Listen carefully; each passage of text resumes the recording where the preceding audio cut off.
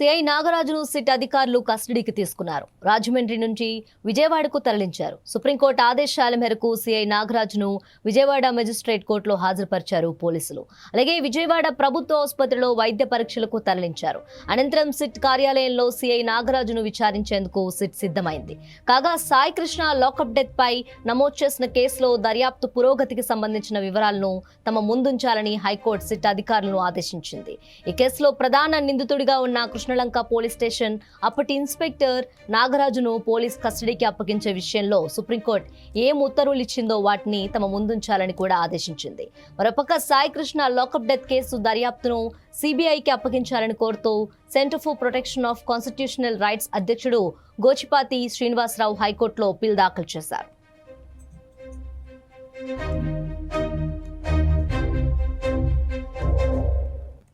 Custodial interrogation ను CCTV video పర్యవేక్షణలో చేయాలన్న కింది కోర్టు ఉత్తర్వులను సుప్రీంకోర్టు కూడా సమర్థించింది. నిందితుడిని విచారించే సమయంలో గానీ లేదంటే అతని నుంచి ఏదైనా సమాచారం సేకరించే సమయంలో ఆడియో వీడియో రికార్డింగ్ చేస్తే సరిపోతుందని పేర్కొంది. అతన్ని ఒక చోటు నుంచి మరో చోటుకు తరలించే ప్రక్రియ మొత్తం రికార్డ్ చేయాల్సిన అవసరం లేదని చెప్పింది. ఈ విచారణ సమయంలో నిందితుడి న్యాయవాది దూరంగా ఉండాలని కూడా స్పష్టం చేసింది. విచారణ పూర్తయిన వెంటనే సీసీటీవీ ఫుటేజ్, వీడియో రికార్డింగ్స్ ని విజయవాడ మెజిస్ట్రేట్ కు అప్పగించాలని ఆదేశించింది.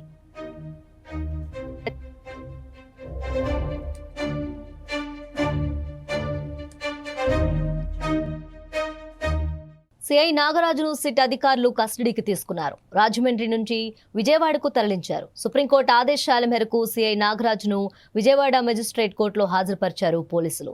అలాగే విజయవాడ ప్రభుత్వ ఆసుపత్రిలో వైద్య పరీక్షలకు తరలించారు. అనంతరం సిట్ కార్యాలయంలో సిఐ నాగరాజును విచారించేందుకు సిట్ సిద్ధమైంది. కాగా సాయి కృష్ణ లాకప్ డెత్ పై నమోదు చేసిన కేసులో దర్యాప్తు పురోగతికి సంబంధించిన వివరాలను తమ ముందుంచాలని హైకోర్టు సిట్ అధికారులను ఆదేశించింది.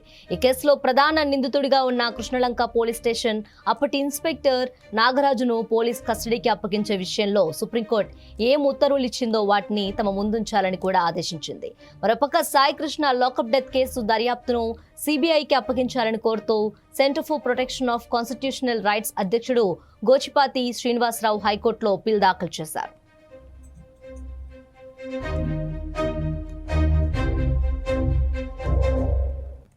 కస్టోడియల్ ఇంట్రాగేషన్ ను సీసీటీవీ వీడియో పర్యవేక్షణలో చేయాలన్న కింది కోర్టు ఉత్తర్వులను సుప్రీంకోర్టు కూడా సమర్థించింది.